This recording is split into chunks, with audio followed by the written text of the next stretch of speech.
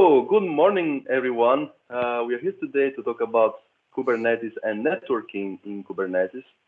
My name is Marco Varlese. I'm an architect here in SUSE, and I'm here today with Manuel Buil and Michael Rostetsky, who are going to talk to us about Kubernetes and networking in Kubernetes and all different frameworks and tools that we currently have in on this platform that can allow us to do networking inside out.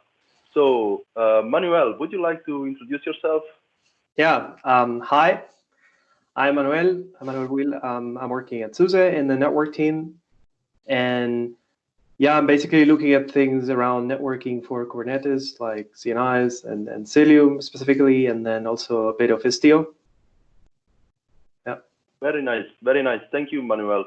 And Michael, would you mind introducing yourself, please? Yes, so hi, I'm Michał Rostetsky. I work together with Manuel in networking team at SUSE, and I'm also active in the Cilium community as a contributor and developer. Very cool. So if we can start with a little bit of a high-level question, can you explain us a little bit how the networking in Kubernetes work and why it's such a crucial topic in Kubernetes, why it is different from a standard networking, which is happening not in Kubernetes, but maybe in other infrastructures or in other ecosystems, such as the Linux kernel, for example, or maybe what was done in OpenStack. Why is it different? Why do we need to really address this topic? Well, Kubernetes in general is architecturally very different from OpenStack, and the approach which taken in Kubernetes was always trying to make things simpler as they were before. And in Kubernetes, the basic unit you have is a pod, which can be a group of containers which share the same network namespace, so they have the same network interface. Sometimes you have just one container inside the pod, sometimes you have many of them. Each node can have multiple pods, and you basically need to communicate all the pods together. There is no such a strict multi-tenancy in Kubernetes as it is in OpenStack. In Kubernetes, the abstraction for bringing your own networking solution is called CNI. It's a container network interface. And basically, when you want to write your own network plugin, you need to write a binary which gets and returns the JSON object for Kubernetes. The job which your binary needs to do in most of the cases is to create the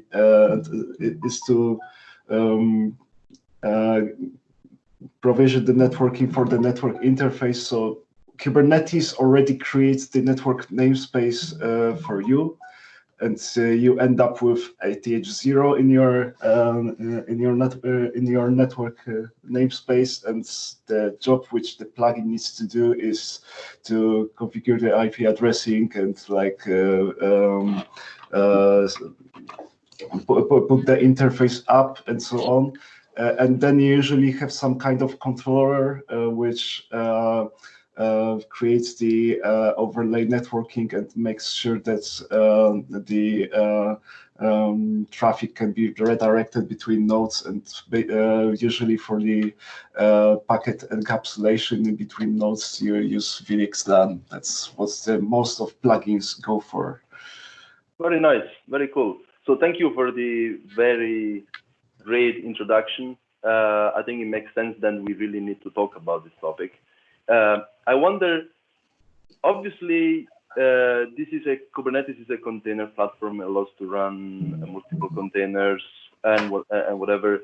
So how can containers communicate to the outside world, or basically what services does Kubernetes provide for containers to do networking?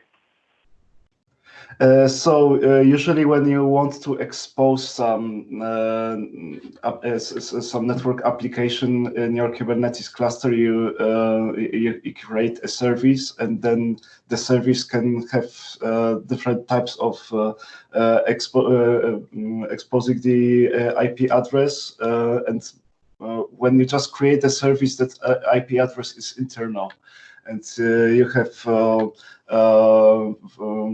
well, you can create the cluster IP of the service where you receive the IP address by which you can communicate that service inside the network which you have which you use for the Kubernetes cluster. You can use node ports, so then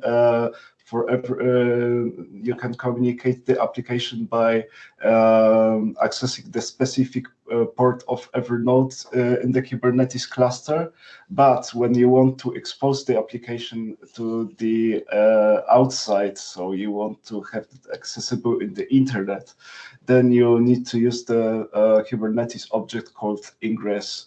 And you need to also take care before that you install and configure one of the ingress, some kind of ingress controller in your Kubernetes cluster. There are many of them. The default one is based on Nginx, but there are many other solutions. And if you Okay, so I suppose we are going to touch base on some of these solutions later, right? Yeah. You promised me that you will help me understanding a little bit of it later on. So let's go. And so Manuel, maybe a question that I'm really curious about. What are the current discussions that are happening upstream in the communities about the overall networking arena, and how does this really apply to Kubernetes as a really important part of this? Well, as always happens with projects that are very popular like Kubernetes, there's a lot of people using them and with a lot of opinions, right? And there's a lot of discussions. Discussions in Kubernetes are normally happening in groups that are called SIG groups, special interest groups. There's one about networking. If you're interested, they're very active there, and they have a mailing list and meetings.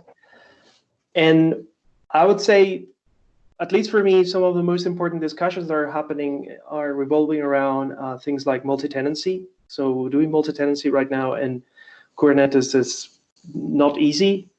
And especially if you want to share the cluster for different tenants, that's currently difficult. And there's a lot of discussion going on there. There's even a SIG group for multi-tenancy. Another thing that I've been investigating a bit is, well, a lot of companies are now moving to Kubernetes platform microservices, and they are realizing that there are some limitations to what they were doing in VMs or bare metal, for example. They haven't multiple interfaces. In theory and in general, inside Kubernetes, you will only get one interface, and that's a limitation that some people want to remove and provide several interfaces. This is a quite controversial topic right now, but also a lot of discussions going on there. There is also regarding what Michel was explaining regarding the way to expose services to the outside. They're trying to modify the APIs of the ingress controllers and services and so on to make them more easy to use, more consumable, because right now I think they're confusing. And in the SIG network group, you have people doing that work, and they're doing it greatly. So yeah, I'd say those are for me, the most interesting areas right now going on. Very nice. And by the way, if people are interested in these topics, they can basically follow the mailing list or online meetings if they happen. Okay, so that's great. That is great. Michael, I now go back to you because you mentioned a few things earlier on, and I'm really curious about some of them. So I heard about something called Cilium. And I understand that Cilium is one of the most popular CNI plugins, as something that you mentioned earlier on. I am really curious. I need to understand, why was it created in the first place? What was the need to create this plugin, this infrastructure? How it is plugged in? What is actually trying to address as a networking need? Can you help me with this, please? Sure. So Cilium is the project created mostly by people who are really engaged in the Linux kernel development and are really deep into the Linux kernel networking stack. And in Linux kernel, since a long time, you have something which is called Berkeley packet filter, shortcut BPF. And especially since recently you have the extended Berkeley packet filter. I can explain later what it is, but basically Cilium tries to use the cutting edge Linux kernel network technologies, and that's different from, for example, Calico, because Calico uses IP tables for enforcing security, and it uses like the standard VXLAN kernel module inside the kernel. Cilium rather tries to use BPF, which allows you to write programs and rewrite the whole networking stack from scratch using the newest stuff in the kernel. Okay, so let me try to put this into the picture. We have Cilium, which is leveraging the infrastructure provided by BPF. And Calico instead decided to go with the old-fashioned, or the more established way of doing networking on Linux, which is IP tables. Exactly. Now I have a follow-up question on this one. What is the problem with IP tables? Why Cilium actually decided to use a different approach to the same problem? Why did they decided to use BPF and not following the IP tables approach?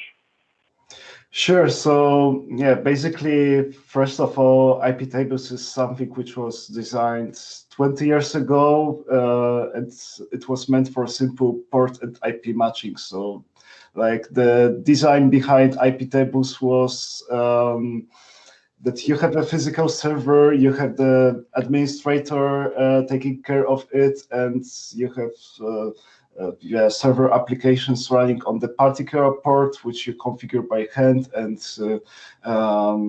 that system operator is just writing the rules for the application he knows about. And in IP tables, you have a chain of rules, and to modify it, you need to modify the whole chain, go through all the rules there. And also when IP tables itself and the kernel processes that list of rules, it's also like going through the list to get one particular rule. So you have a list and ON operations on it because it's a linked list, and it's not really that good in terms of performance for Kubernetes.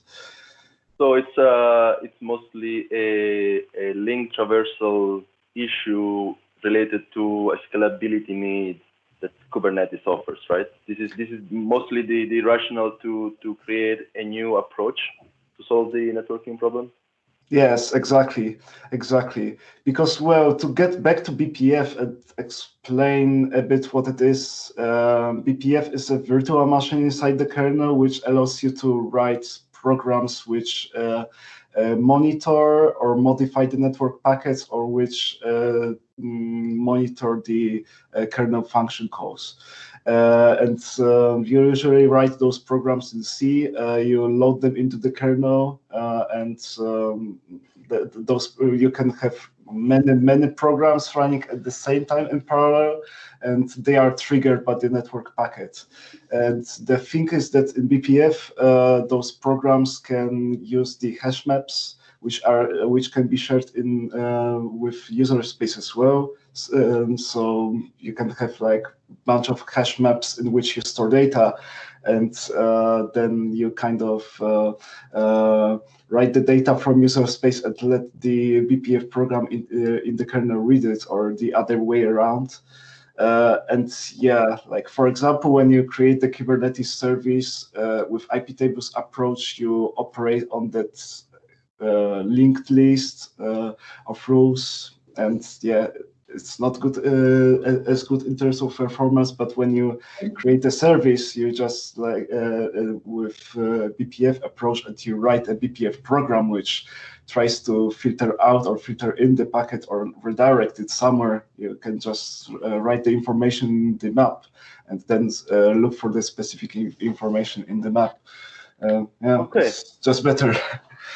Yeah, this is really cool. So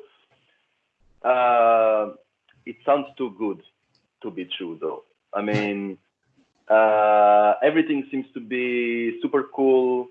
There must be some weakness around this.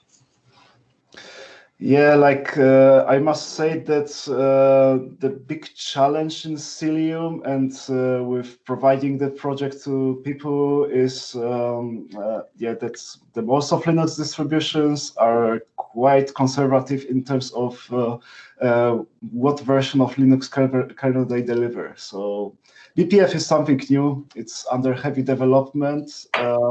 Many people who develop Cilium also develop kernel, so it's kind of like they try to push for new features in the kernel and then have them back in Cilium. But then, yeah, people are running Kubernetes clusters on Linux systems which have kernel 4.9, 4.12, 4.18, and they need to take that in mind. So yeah, in Cilium, we ended up with having probes and checking what features of BPF are actually available, and notify user like, okay, you have a bit older kernel, so you can't use the whole subset of features which Cilium delivers. So yeah, Okay. I would say the biggest problem is delivering the new kernel version. Okay, so basically you end up doing a little bit of a capability discovery to understand really what you can do with the kernel that's given to you at a given point in time. Now, I understand obviously there are parts that necessarily running in the kernel, that's the BPF program, then you have Cilium that's running user space, but how this whole infrastructure really plugs into Kubernetes? Can you give me a very easy view on how Cilium really helps Kubernetes networking? All right, so Cilium has several components. You have the CNI plugin, and you have the Cilium agent, which is kind of a controller which exposes the API. And when you create a pod and you want to configure networking for it, then the Cilium CNI plugin is asking the Cilium agent, hey, what IP address can I give to this? Can I give to this pod? Then it sets up the IP address, sets up the interface, and Cilium agent at the same time when it's requested about creating a new pod, creates a BPF program. A set of BPF programs and loads them into the kernel. And that Cilium agent is running on every node, so it all happens locally. So the communication between the CNI plugin and the Cilium agent, the API, which is requested to give the IP address and create the BPF programs and communicate to the kernel, is happening on the same nodes by the socket communication. Yeah. All right. Thank you. Thank you very much, Mikkel, for the very nice overview and actually deep dive into what Cilium and BPF is. Now I want to look at this from a different perspective, and I would like Manuel to help me with this. when it's about to talk about networking in Kubernetes, I hear many times things like Istio and Envoy. Now, I would like to ask you a very simple question. What is Istio? What does it do? Yeah, it's quite a buzzword, right? So, I mean, Istio is one of the projects that are out there that provides you a service mesh. There are many others, but I think Istio is right now the most popular one, and it is open source, which is positive as well, has its advantages. So I think is the best option for service mesh. Okay, so you actually said another buzzword or a very interesting word, service mesh. Yeah. What is that? That's even the bigger one, right? So I like to think of a service mesh as a platform that provides services and features and functionalities to the developers. So you need to think that there are a lot of companies that are jumping into Kubernetes and microservices because they see advantages, and there are advantages there. But when you split up your application into different microservices, you're going to find challenges because you are going to realize that when I was running in my monolithic application, I didn't need this, but now I need it. And this is where the service mesh comes into action and helps you do that. So let me give you an example. In one of your when you had an application, you had many processes that they were talking to each other, and that communication didn't have to be secure because they were running in their isolated box. Now, when you split that into these processes are running in containers and are running as microservices in different nodes. They are going to still communicate with each other, but that communication is not going to be on clear text. And depending on the case, that might not be acceptable. So you might need to encrypt that. So does that mean that, in theory, what will mean is that the developers of each of these processes or microservices will need to, add functionality inside their application that does all the encryption. So libraries like OpenSSL and, things about how to exchange keys and so on. That adds some complexity to the microservice, and in theory, microservice should do just one thing and very, very, very well. Right. So what service mesh does in this case, it encrypts that communication automatically, transparently for the developers, so they can focus on their business logic and not on other stuff that comes with the journey towards microservices. That's very interesting, and I believe that. Based also on something that you mentioned earlier on about the conversation happening upstream, I suppose that in the multi-tenancy topic, Istio then needs to have a very important aspect, right? When it's down to security and when it's down to networking in a secure manner, when you have a multi-tenant deployment. It helps with that, and because it's not only about encryption. You can also configure things like authorization policies, they call it. From this service, you are allowed to access that service or not, or even go more specific and say you can access this specific URL or this part of the system and not the rest. Things like that. There are many other benefits or advantages and tools that it provides. For example, when it comes to rollouts.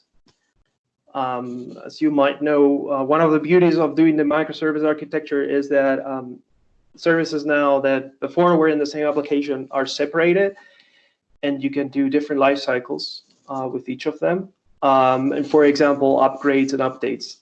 You can upgrade and update your microservice without depending on the rest. Of course, you don't want the rest to be impacted when you deploy that. So what you normally do is you roll out, let's say, version 2 together with version 1. And what Istio provides you, or any service mesh, is say, now only 1% of the traffic will go through the version 2, whereas 99% of the traffic will go through the tried and true and stable version 1. And during that time, you can, observe very well how is behaving this version 2. And when you are sure that this is working, you can increase that 1% to 5%, 10%, 20%, and so on. Cool. Yeah, so, and all this, again, coming, there are many other examples, all this coming from the platform. So the developer doesn't have to, care about this. They just need to tell the admin of Istio, hey, please activate this feature for me. So this is a very important point, because as a developer, you really do not want to spend too much time thinking about how then this really is supposed to be deployed in a production environment, right? I mean, you really want to focus on your use case and make sure that you can target the use case that you have in mind. Mm-hmm. So in this particular instance, talking about Istio, how is this transparency for the application, which obviously then translates as transparency for the developer, how does this really is achieved? Yeah, this is done through a concept called the Sidecar proxy. So normally your microservice or your part of the application is running inside a container, and there is one pod. That's the Kubernetes concept. So normally you have one container in one pod. What happens with the Sidecar proxy is that when deploying that container, we are automatically injecting another container. That's called the Sidecar proxy, which is normally an Envoy proxy. There are other alternatives, and as long as they fulfill the API, that also works. And then what we do is that we normally through IP tables, although as Michel was explaining before, we can also do it through eBPF. We hijack the communication of the packets that are going towards the container, the main container, or the packets that are leaving it. So we are intercepting that, and then the proxy processes it based on the configuration that was pushed by Istio. Very nice. Okay, thank you. That makes sense. It's the old-fashioned proxy mechanism then. Yeah. But in a new way or in a new platform. That's cool. I'm really curious to ask you,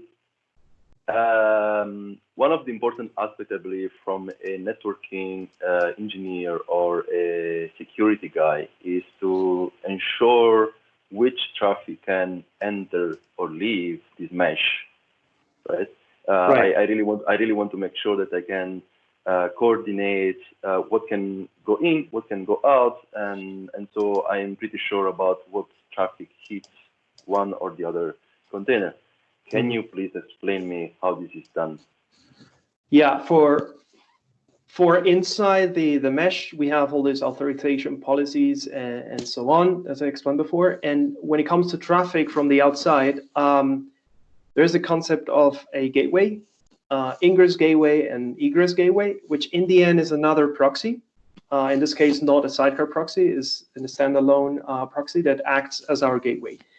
And there we can specify a lot of configuration that are very useful, like, for example, what traffic is allowed and what traffic is not, based on layer 7 parameters and also layer 4. And we can also configure the routing, so saying any traffic coming from this external IP or port goes directly into that service. So we can put in between a firewall or something that inspects the DPI, that inspects the traffic for some problems. And then also when it comes to traffic egressing our service mesh, we can also control that, and by some routing rules, force all the traffic to go through that egress gateway. Nice, very cool. Thanks for explaining that to me now. I would like to ask you a very last question. If you were to pick few strong points as a disadvantages for Istio, what would you say that they are like the biggest one? Yeah. Well, you need to understand that with Istio, we are not removing the complexity. We are just shifting it from the application, from the microservices towards the platform, where it makes more sense. As a lot of different microservices have the same needs and for features. So we can provide that from the infrastructure, but yeah, the complexity will be there. So if you want to deploy Istio, don't don't just follow the trend and, this is cool, it's a trend, it's trendy, and, it's a buzzword, I deploy it. Try to understand very well, and we can help you with that.